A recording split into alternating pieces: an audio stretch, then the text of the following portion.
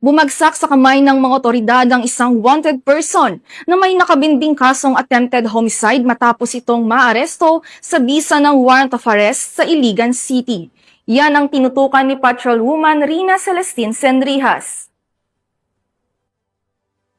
Gusto ng mga tauhan ng Iligan City Police Station 6 ang isang wanted person sa kasong attempted homicide sa isinagawang operasyon sa Barangay Bunbon ng Iligan City, ika-8 ng Setyembre taong kasalukuyan. Kinilala ni Police Colonel Jerry A. Tambis, City Director ng Iligan City Police Office, ang suspect na si alias Do, 28 anyos, binata, security guard at residente ng nasabing lugar. Nadakip ang suspect sa bisa ng warrant of arrest sa kasong attempted homicide, may rekomendadong piyansa na 36,000 pesos. Sa kasalukuyan, nasa kustudiya ng Iligan City Police Station 6 ang suspect para sa pansamantalang detention habang inaasikaso ang pagbabalik ng warrant sa korte. Patuloy ang Iligan City Police Office sa kanilang mas pinaigting na operasyon laban sa mga wanted person upang masiguro ang katahimikan at kaayusan sa nasasakupang komunidad.